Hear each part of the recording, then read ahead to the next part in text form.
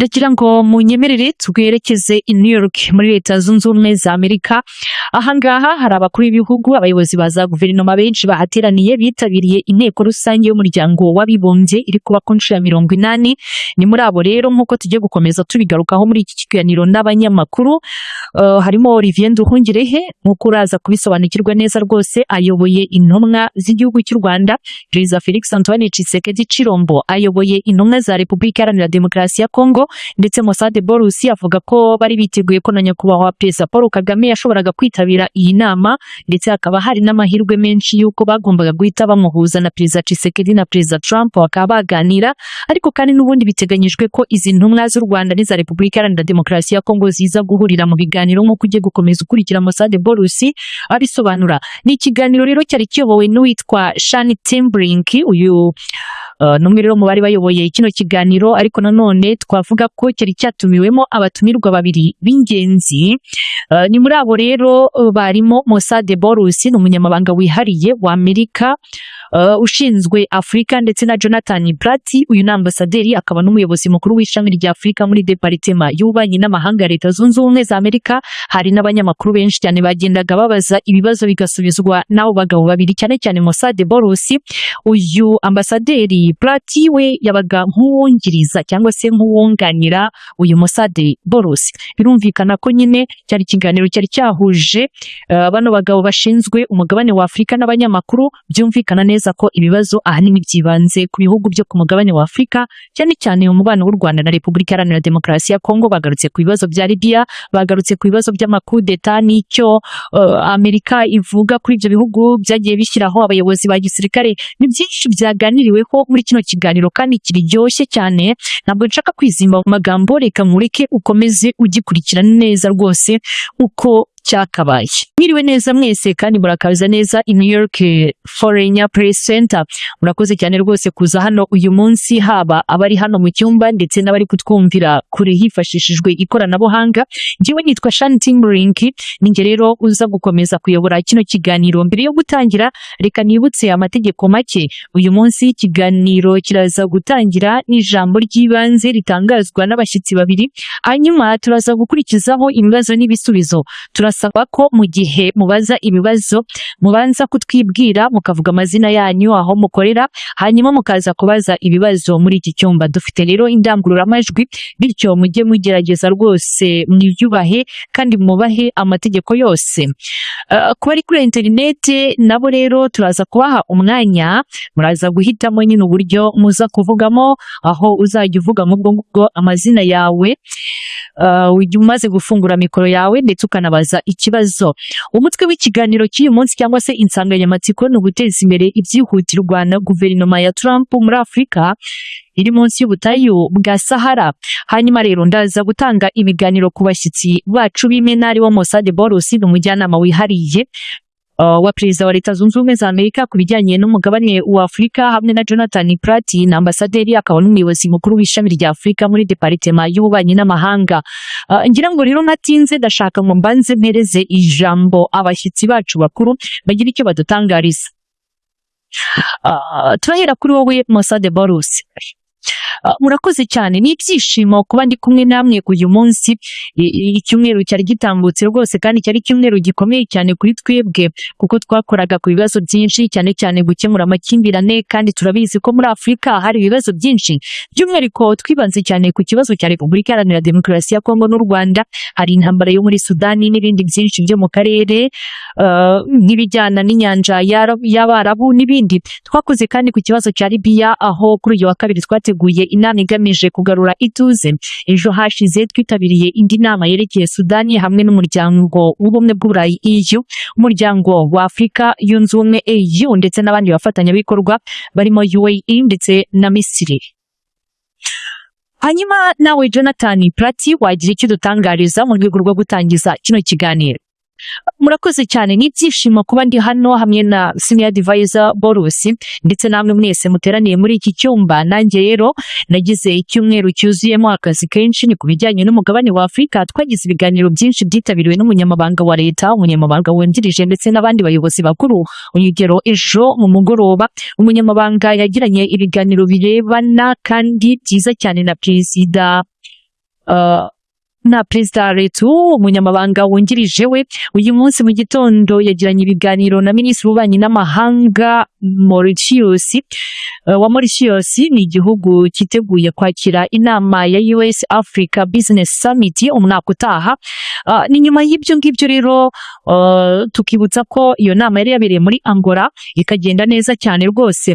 Nanjye rero ubwanjye natangiye icyumweru mvuga ku ngingo z'ingenzi. Ni mu nama yateguwe na Atlantic Council, aho twashimangiye uburyo Afurika n'Abanyamerika bagomba gufatanya bikomeye cyane mu bijyanye n'ingufu. Ni nyuma yaho nagize indi nama nagiranye na Minisitiri w'ingufu wacu tureba uburyo twashyigikira noneho kompanyi z'Abanyamerika zishora imari ku mugabane wa Afurika, cyane cyane mu bikorwa bigamije gutanga ingufu zisukuye ndetse no gukomeza gushyira imbere ibikorwa bitandukanye bijyana n'ingufu ku mugabane wa Afurika. Abakuru b'ibihugu bya Afurika nabo bagize uruhare runini cyane rwose muri iki cyumweru. Urugero nk'ubwo ngubwo ni Perezida wa Mozambique yayoboye ibikorwa bibiri bikomeye cyane byerekeye umushinga wabo n'ingufu, aho abantu benshi cyane baganiriye. Nanjye rero nari kumwe nabo muri ibyo biganiro. Twagiranye ibiganiro byiza cyane.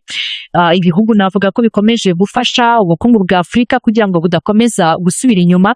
Na Cote d'Ivoire ni igihugu cyatanze rwose umusaruro ufatika, ariko kandi n'ibindi bihugu byose rero biragaragaza ko politiki yacu kuri Afurika ishyize imbere iterambere, amahirwe mashya ndetse n'ubufatanye mu bucuruzi bujyana n'Abanyamerika. Ni icyumweru rwose cyari gifite umusaruro mwiza cyane. Murakoze cyane rwose bashyitsi bacu bakuru. Noneho rero reka dutangirane n'ibibazo. Turaza kugenda dukurikira ibibazo umurongo nk'uko twabisezeranyije. Urajya ubaza ikibazo banje kwivuga amazina yawe, ikinyamakuru ukorera ndetse n'ibindi. Ndagira ngo rero natinze mutangire mubaza ibibazo rwose. Muhawe ikaze muri iki kiganiro gifunguye ku mugabane wa Afurika. Murakoze. Nitwa Julian Pickett, ndi umunyamakuru wa African Report ndetse na Jeune Afrique, nkaba nkorera i Washington DC, nkanakorera i Paris. Murakoze cyane. Nanjye mfite ikibazo gikomeye cyane. Nzi neza ko iki kiganiro yego kijyanye na Afurika yo munsi y'ubutayu bwa Sahara, ariko wowe uri umujyanama mu bijyanye n'Abarabu. Bityo rero ndagira ngo mbaze wenda ibintu bibiri. Icya mbere ni kuri Maroc. Ejo hashize hatangajwe ko Leta Zunze Ubumwe za Amerika zigiye gutangira gushyigikira ishoramari ryo muri Western Sahara. Nifuza ko rero mutubwira uko byagerwaho, akamaro bifite, ndetse niba bivuze gukoresha wenda XRM Bank cyangwa se wenda DFC.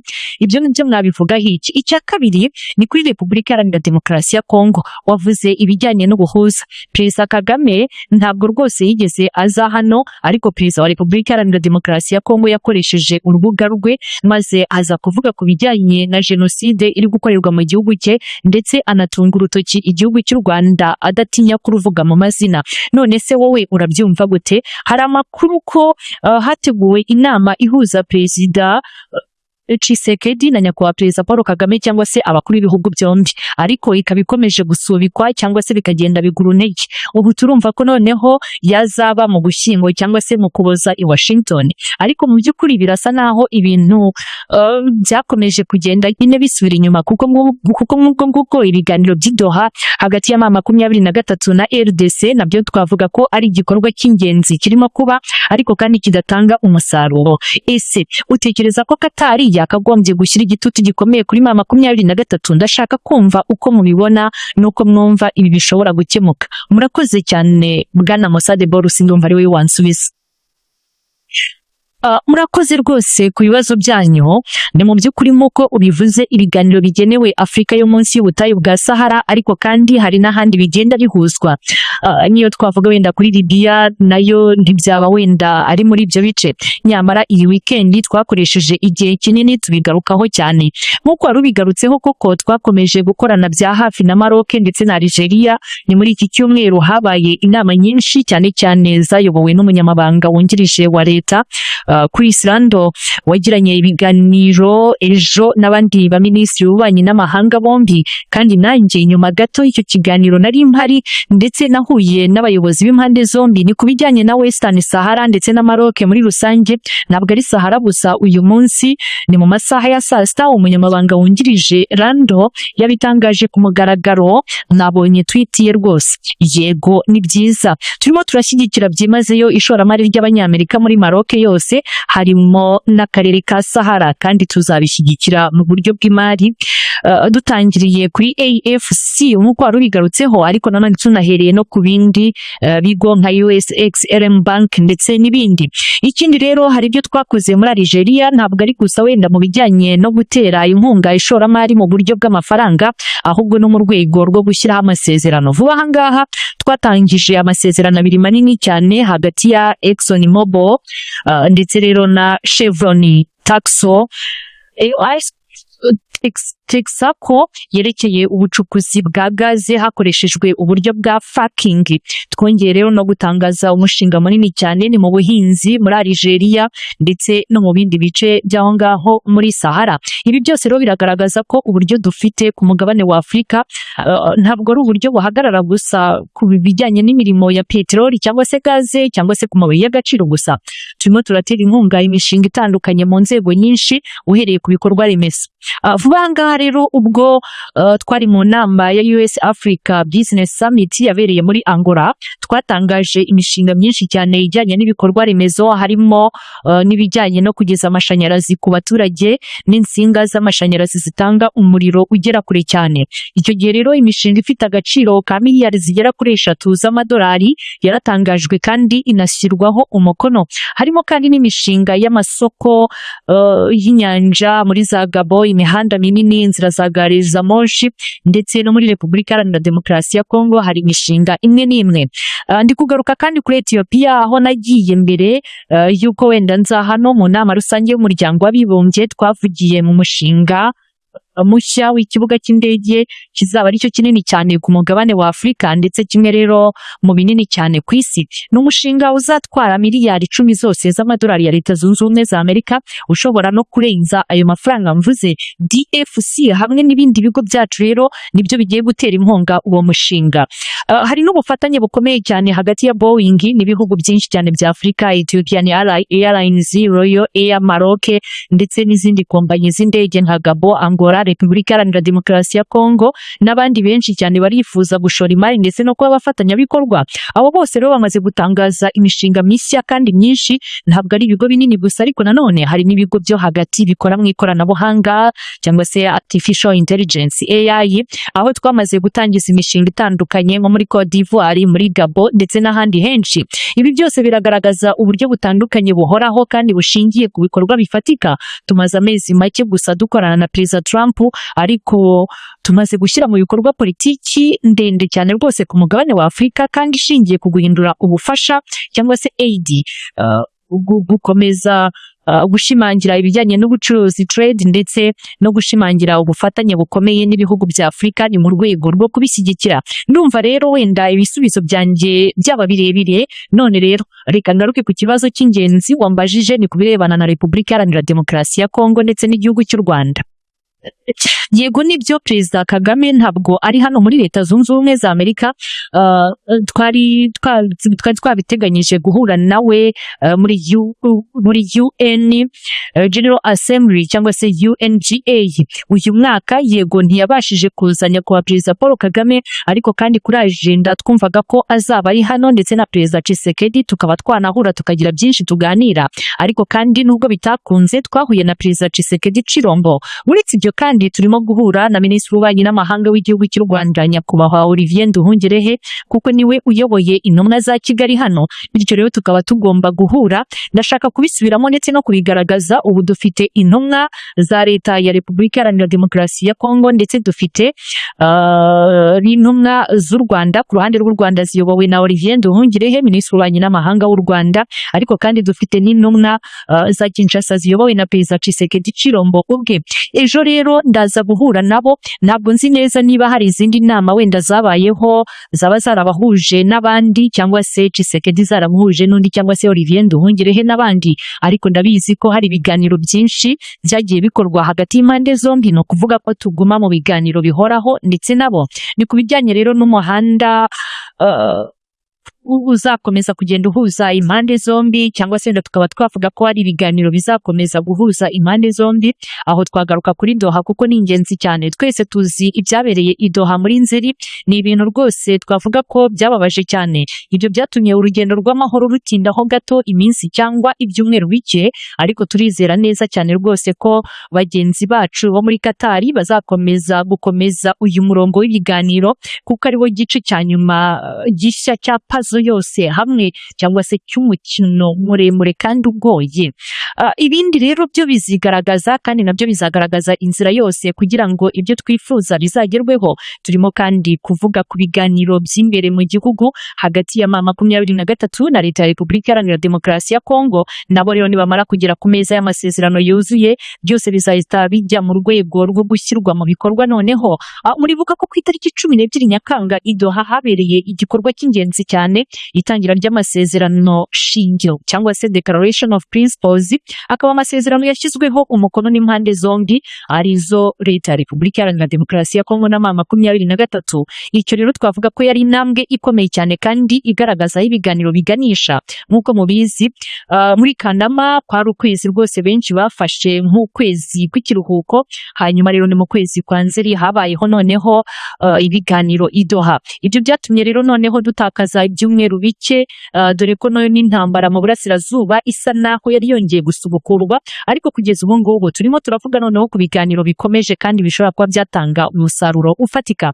Leta Zunze Ubumwe za Amerika, turareba uko ibintu byose bikomeje kugenda bishyirwa mu bikorwa, ndetse kandi turagira uruhare rukomeye cyane mu gufasha mu buryo abanyakatari nabo bafashije cyane, kandi hari kuba abafatanyabikorwa beza bo muri Qatar bakomeje kugaragaza imbaraga muri uru rugendo, ndetse no mu nzira nyinshi. Twese dukomeje rero kugenda rwose tubishyira mu bikorwa. Murakoze. Noneho reka dukomeze n'ibibazo. Ndibutsa ko buri wese akwiriye kubaza rwose ikibazo kimwe gusa, ni mu rwego rwo kugira ngo twihute tudatinze. Nawe wabaza noneho. Discussion was there. Murakoze. Nitwa Viviana Maza, ndi umunyamakuru wa Sera, ni ikinyamakuru cyo mu Butaliyani. Ni nyuma yo kuyobora ibiganiro byagejeje ku masezerano hagati y'u Rwanda na Repubulika Iharanira Demokarasi ya Kongo, ese mubona hari icyizere cyangwa se mushobora kuza intambwe nshya ya diplomasi no muri Libya? Ndabizi ko wenda mwahuye uyu munsi n'umunyamabanga w'ububanyi n'amahanga wacu, cyangwa se minisitiri w'ububanyi n'amahanga wacu Antonio Tajani, uri hano muri Leta Zunze Ubumwe za Amerika. Ese mubona wenda hari icyo byazagezaho? Mbere na mbere kandi no ku bijyanye n'Ubutaliyani, muzi neza uburyo ibyo ari ingenzi cyane kuri iki gihugu. Rero nifuza kubaza niba rwose hari icyizere cy'uko haboneka intambwe nshya mu rwego rwa diplomasi. Birumvikana ko ibibazo bya Libya wenda atari bishya, ese hari uburyo bushya wenda burimo gukoreshwa? Wavuze ku bijyanye n'ibyo ngibyo, ariko kandi ndashaka no kubaza niba hari amakuru mashya kuri byo, kandi se Ubutaliyani bushobora kugira uruhe ruhare muri iki gikorwa? Ikindi kandi wenda hari n'amakuru yavugaga ko hari Abanyapalestina bashobora kwimurirwa muri Libya. Ese ayo makuru yo mwaba muyafite nk'ukuri? Mwatubwira icyo bivuze? Murakoze rwose, ndagira ngo munsubize kuri icyo kibazo. Murakoze. Mbere na mbere ni ku bijyanye n'Ubutaliyani. Ubutaliyani ni umufatanyabikorwa wacu ukomeye cyane kandi w'inshuti yacu. Twakoranye kuri dosiye nyinshi zitandukanye zirimo Libya. Ubutaliyani bwagiye budushyigikira cyane kandi bukanadufasha byimazeyo mu bibazo bitandukanye, cyane cyane ku gihugu cya Libya.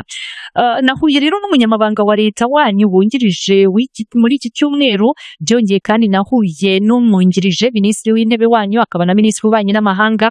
Nahuye nawe inshuro nyinshi cyane kandi twakomeje kuganira mu buryo buhoraho. Nahuye kandi n'umunyamabanga wanyu mu bijyanye n'umutekano n'abandi bayobozi benshi cyane mu buyobozi bwanyu. Ubutaliyani bwadufashije cyane rwose, ariko nanone cyane cyane ku rwego rwa Libya, ariko no mu bindi byinshi bwakomeje kutuba hafi.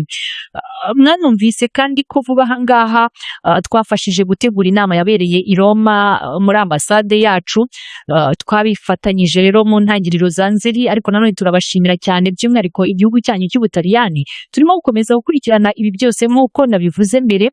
Kuri uyu wa kabiri twateguye inama ku mahoro muri Libya. Iyo nama yari yitabiriwe n'umunyamabanga wa leta wanyu wungirije ushinzwe ububanyi n'amahanga ndetse n'abandi bafatanyabikorwa bose. Twari kumwe kandi twifashishijwe muri byinshi bitandukanye, tubifashijwemo n'abandi bari ku buryo bw'ikoranabuhanga barimo nka madamu Hannah Tate, intumwa idasanzwe y'umunyamabanga mukuru w'umuryango w'abibumbye. Ikindi kandi twanashyigikiye rwose byimazeyo mu nshingano ze, tumwereka ko tuzakomeza kumuba hafi. Twanashyigikiye kandi imigambi ye yose. Icyo twaganiriyeho cy'ingenzi rero ari nacyo kijyana n'umugambi w'uburyo umuryango w'abibumbye uzakomeza gufasha Libya. Iyo migambi yose irasobanutse neza kandi irimo ibintu byose by'ingenzi. Ubu ikibazo nyamukuru rero n'ishyirwa mu bikorwa ni uburyo bw'imikorere buzakoreshwa kugira ngo iyo migambi ishyirwe mu bikorwa. Navuga ko aribyo tuzakomeza gukurikiranira hafi, ariko nanone twese dukomeje guhurira ku ntego imwe. Libya igomba kugera ku bumwe bwayo. Hari inzira nyinshi zishobora kujyana icyarimwe n'uyu mushinga mugari kandi wuzuye. Ni muri ibyo rero harimo n'ibijyanye n'itegeko nshinga, ibijyanye n'amatora ku nzego zitandukanye, ariko cyane cyane amatora y'abadepite n'ay'umukuru w'igihugu. Twese tuzi ko vuba aha ngaha habaye amatora y'inzego z'ibanze kandi twabashije kugenda neza, nubwo wenda atabereye mu gihugu hose cyangwa se ngagere mu bice byose, ariko nanone ahantu yabereye hose byagenze neza cyane, abantu baritabiriye ari benshi. Ibi rero nabyo bigaragaza ko abanyalibiya bafite inyota rwose yo kwitabira iyo demokarasi. Turimo gukorana n'umuryango w'abibumbye, turimo gukorana n'Ubutaliyani n'abandi bafatanyabikorwa bacu barimo Ubufaransa, Misiri, Turukiya, Leta Zunze Ubumwe za Amerika, Ubwongereza ndetse n'abandi, kugira ngo iyi ntambwe izashyirwe mu bikorwa kandi neza. Icya kabiri nk'uko rero nabivuze, turimo kongera gufata intambwe zifatika mu buryo tudakomeza gutegereza imyaka 2 yose, kuko ari wo mwanya wari utegerejwe kugira ngo uwo mushinga ugerweho. Turagerageza rero gufata cyangwa se gufasha ko byagerwaho mu buryo bwihuse. Ndavuga ko atari twe tubikora yego, ahubwo ni abanyalibiya bazabikora, twebwe tugakomeza kuba abahuza cyangwa se abafatanyabikorwa. Twafashe intambwe nziza rero mu bijyanye no kunga ubumwe mu nzego zitandukanye z'igihugu cyose muri Libya. Urugero rwihuse n'ingengo y'imari y'igihugu, ibijyanye n'ingengo y'imari y'ikigo cy'igihugu gishinzwe peteroli ndetse n'ibijyanye n'ingabo, cyane cyane mu rugamba rwo kurwanya iterabwoba. Ibyo byose rero ni ibintu bishobora gukomeza gukorwa mu gihe gahunda nyamukuru yo gushyira mu bikorwa imigambi yabikomeje. Ni ku bijyanye rero n'amakuru wavuze wenda yo kwimurira abanyapalestine muri Libya, rwose nta na kimwe ngewe mbiziho, ntabwo nigeze mbigiraho ibiganiro byimbitse, kandi nemera ko nta n'umwe muri guverinoma yacu wigeze aganira n'abandi abo ari bo bose ku bijyanye n'ibyo ngibyo. Murakoze cyane. The process, okay? Murakoze. Reka noneho tugire ikibazo kimwe twakira mu buryo bw'iyakure cyangwa se mu buryo bwa video conference mbere yo kugaruka hano mu cyumba kiri kuberamo ibiganiro. Mushobora gufungura mikoro zanyu bwana Mukatari. Mwiriwe neza bwana Borusi. Mwiriwe neza bwana Prati. Ndi Muktari Brade. Ikibazo cyanjye rwose kigenewe bwana Borusi, kirarebana n'inzira z'ibihugu byo mu burengerazuba bw'isi bwa Afurika byagiye bikurikiranwa n'ubutegetsi bwa gisirikare mu myaka yashize. Hagiye habaho rwose kudeta zitandukanye. Ndatekereza ko nka Mali, Burkina Faso, Niger ndetse n'igihugu mvukamo njye ubwanjye cya Guinea, ni ibihugu byabayemo kudeta cyangwa se byabayemo uburyo bwo kugerageza gufata ubutegetsi binyuze mu nzira za gisirikare. Ndashaka kumenya uko mubibona nk'umujyanama mukuru wa perezida ku byerekeye Afurika, cyane cyane ku gihugu cya Guinea, aho muri iki cyumweru gishize habaye referendum. Iyo referendum izemerera ko cyangwa se izashyigikira ko perezida akomeza kuyobora indi myaka n'imyaka, kandi rwose nta na rimwe yagaragaje ko afite gahunda irimo abantu bose. Ese leta ya perezida Trump yabifite iki izavuga kuri ibi ngibi byabaye? Kandi se gukurikirana amatora aciye mu mucyo biri mu by'ingenzi mubona wenda nk'iby'imbere muri gahunda zanyu? Murakoze cyane rwose kumuye umwanya Musade Borusi wansubiza. murakoze cyane rwose kuri iki kibazo. Reka mvuge noneho mu magambo make cyane, hanyuma nsabe ambasaderi Prati nawe aze kugira icyo abivugaho kuko afite wenda ubwunganizi aza kuma. Nibyo koko ni mu myaka ishize twabonye ihirikwa ry'ubutegetsi rya hato na hato muri Afurika yo munsi y'ubutayu bwa Sahara, kandi ibyo rwose ni ibintu bibaho gake cyane. Urebye ibyo birimo kuba rero mu karere ka Sahel ubu ngubu biri mu buryo twavuga ko ari uburyo bwatubabaje kandi buteye impungenge cyane. Turimo turakorana n'abafatanyabikorwa benshi, inshuti n'ibihugu dukorana bya hafi byo muri kariya karere n'abandi, kugira ngo dufashe kubuhuza ibintu bikomeze kuba bitazamba muri kariya karere ka Sahel. Ni ku bijyanye rero n'ihirikwa ry'ubutegetsi, reka wenda ngire urugero rw'igihugu cya Gabo ntangaho. Twashyigikiye cyane rwose ibyo Gabo yakoze, gushyiraho inzibacyuho igana ku buyobozi bwa gisivile bwatowe mu buryo bwa demokarasi. Mbere na mbere rero bakoze ivugururwa rikenewe ryose, harimo n'iry'itegeko nshinga, hanyuma hategurwa cyangwa se bategura n'ababayobora mu matora y'umukuru w'igihugu yabaye mu buryo rwose bwiza cyane. Mu ntangiriro z'uyu mwaka twakiriye neza ibyavuye muri ayo matora, twitabiriye ibirori byo kurahira by'umukuru w'igihugu mushya. Rwose twaranamushyigikiye kuko yari yadutumiye, natwe twaramutumiye hano rwose mu ngoro y'umukuru w'igihugu i Washington muri Nyakanga, kandi twashimye ibyo yakoze. Ubu ngubu rero nk'uko mubivuga namwe, harimo ibiri kuba mu gihugu cyanyu byo kwiyamamaza mu matora y'abadepite azaba mu mpera z'iki cyumweru. Iyo ni intambwe nziza cyane, urugero rwiza n'ibindi bihugu byo mu karere bishobora rwose kwigiraho bikaba byakomeza iyo nzira. Ni inkuru rwose y'intsinzi mu buryo tubonamo ibintu. Turashimira umubano dufitanye na Gabo nk'igihugu rwose cyakomeje kwigaragaza neza, kandi twizeye ko n'abandi bazabigeraho mu buryo bwihuse. Ni ku bijyanye rero n'uko ibindi bihugu bifata ibyemezo, twebwe ntabwo dusanzwe twivanga mu micungire y'abo ngabo b'imbere mu gihugu, ariko icyo dukora wenda ni kubereka inzego nziza za Gabo n'ibindi kugira ngo namwe mubigireho, cyangwa se wenda tukaba twabereka uko nakora mu rwego rwo kugira ngo mukomeze guteza imbere abaturage banyu. Ariko kuba twakinjira imbere mu bihugu rwose ni ikintu kuri ubu ngubu tutakifuza kuba twashyira imbere cyane. Ndagira ngo noneho ambasaderi Prati nawe ugire icyo ubivugaho mu rwego rwo kunyunganira. Nibyo koko rwose twese dushyigikira ibyavuye mu nzira ya demokarasi n'abafatanyabikorwa bacu beza cyane kuri uyu mugabane. Ni abategetsi nyine batowe mu buryo bwa demokarasi, birumvikana ko tuba tugomba kubashyigikira 100%. Ni murebe wenda nko ku gihugu cya Kenya aho dushyize imbere umubano cyane, ni leta yatowe mu buryo bwa demokarasi, kandi nimwe mu bafatanyabikorwa bacu b'ingenzi ku mugabane wa Afurika. Nk'uko umujyanama mukuru Masade Boris yabivuze, Gabo ishobora kuba urugero rwiza ku bindi bihugu, cyane cyane mu byo muri Sahel. Ibyo bihugu byahitamo inzira y'amatora ndetse no gusigasira demokarasi, haba amahirwe menshi yo gukorana kurushaho. Twebwe rero dufite amananiza yacu wenda yagenwe n'inteko nshingamategeko yacu, ikomeza no kuba imbogamizi mu gutanga ubufasha kuri guverinoma zatowe mu buryo bwa demokarasi. Tukanishimira gukorana cyane rwose n'ibyo bihugu by'umwihariko mu kurwanya iterabwoba, ariko nanone ayo mananiza ahari atuma ibyo bidashoboka cyangwa se mu bigerweho mu buryo bwihuse. Ni nayo mpamvu rero dushyigikira cyane ibyavuye mu nzira za demokarasi, kugirana ibiganiro cyangwa se imikoranire myiza hagati yacu n'ibindi bitandukanye. Ndumva rwose nabashimira namwe mugakomeza gufata ijambo mutubaza ibibazo. Murakoze cyane. Nitwa Marius Munga, njyewe ndi umunyamakuru wa Kinshasa Television.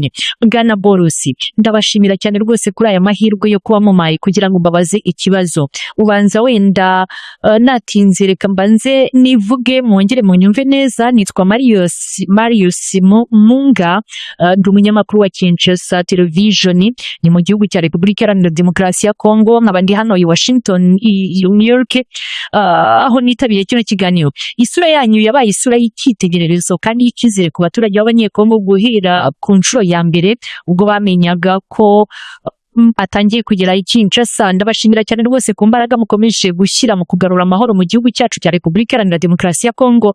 Ibibazo byanjye ni ibi bikurikira.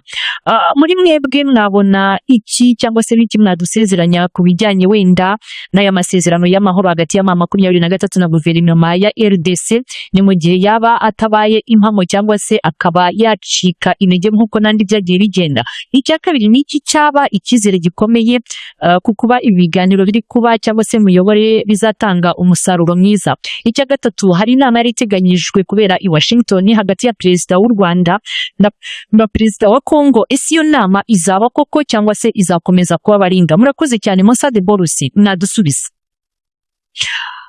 Marius, ikibazo cyawe kirumvikana. Uribaza ku biganiro hagati ya RDC na M23 ndetse no ku mahoro hagati y'u Rwanda na Repubulika Iharanira Demokarasi ya Kongo. Ni ku bijyanye n'inama yavuzwe ko izabera i Washington.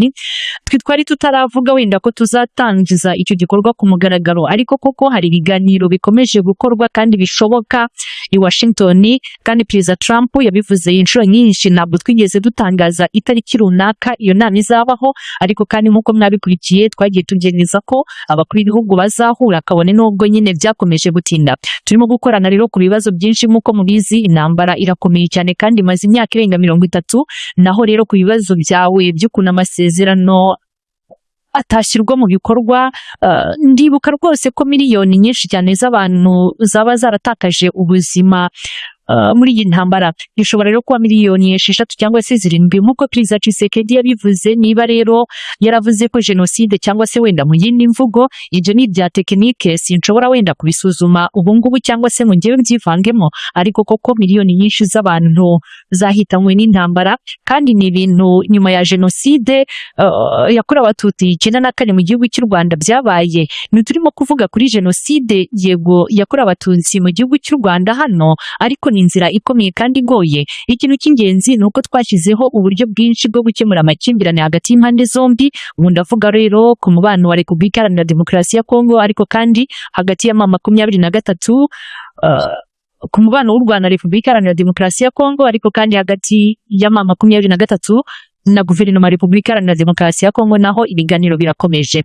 Ni mu byumweru bishize twatangaje uburyo bwo guhangana n'ikibazo cyo guhererekanya imfungwa hagati ya M23 na guverinoma ya RDC. Ni kuri uyu munsi gusa nagize amahirwe yo guhura n'umuyobozi mukuru w'ikigo mpuzamahanga cya Croix Rouge ICRC ko amasezerano ari hagati ya M23 na guverinoma ya Repubulika Iharanira Demokarasi ya Kongo agomba gufashwa na kino kigo cya Croix Rouge. Aya masezerano yagezweho i Doha, hari intambwe nziza rwose zimaze guterwa zimwe na zimwe kandi bikajyana n'iterambere ririmo gukorwa imbere mu gihugu. Icyambere rero twagize itangazo ry'amahame, Declaration of Principles, hanyuma tuganira ku bijyanye no guhanahana imfungwa, kandi turimo gukora uko dushoboye n'ibindi bikorwa byo gukomeza kubaka icyizere hagati y'imande ziri mu biganiro. Ariko niba hari imbogamizi kuri ubu ngubu ni uburyo bwihariye. Ibiganiro by'imbere mu gihugu muri Repubulika Iharanira Demokarasi ya Kongo bikomeje gutinda, hari intambara ikomeje gufata indi ntera, kandi rwose mugomba kumva ko impunzi nazo zikomeje kugenda ziba nyinshi. Aho ndanagaruka ku mpunzi cyangwa se n'imfungwa z'intambara. Bombi rero navuga ko ari bamwe mu batuma kino kibazo gikomeza kuba umutwaro, ariko nanone tukavuga ko tariki ya 12 Nyakanga hari andi masezerano yari yagezweho kandi mu buryo bufatika. Nk'uko mubibona iby'ingenzi 9 byibandwaho, kandi bimwe muri byo bishobora kuba byafata igihe, bimwe bishobora gufata ibyumweru bike. Nko ku bibazo by'imiyoborere, hari ibibazo by'imiyoborere imbere mu gihugu cya Repubulika Iharanira Demokarasi ya Kongo mu byatumye iki kibazo gikomeza kuzamuka, aho rero bifuza ko habaho isaranganywa ry'ubutegetsi cyangwa se decentralization, ndetse n'ibindi byinshi byerekeye imiyoborere. Hari kandi n'ibibazo byo kwinjiza cyangwa se kongera kwinjiza abarwanyi ba M23 n'andi matsinda cyangwa se imitwe yitwaje intwaro mu gisirikare cya Repubulika Iharanira Demokarasi ya Kongo cyangwa se mu nzego z'ubuyobozi bw'ibanze, bitewe n'icyo buri wese agomba kuba ari cyo. Ibi rero ni ibibazo bigoye kandi bimwe na bimwe bishobora kuba bifite ishingiro ry'amabwiriza shingiro cyangwa se constitution, bityo koko rero bikaba bisaba igihe runaka. Ariko rero dufite umushinga w'inyandiko, ni ukuvuga draft. Harimo akazi kenshi cyane kamaze gukorwa, kandi Qatar nayo yatanze uruhare rukomeye cyane mu gukomeza kuyobora ibyo bikorwa twizera neza rwose ko byose bizagera ku ntego. Dufite umushinga w'inyandiko kandi turimo gukora kuri uwo mushinga, tukaba dushimira cyane rwose ko ibyo bikomeje kugenda bitanga isura y'icyizere. Ndabashimiye cyane rwose kandi aho hose ngenda mpura n'abanyekongo, haba hano i Burayi cyangwa se n'ahandi hose, tugenda tuvuga kimwe tugaragaza ko uko byagenda kose ko amahoro agomba kuzagerwaho. Nibyo kwishimirwa rwose cyane pe.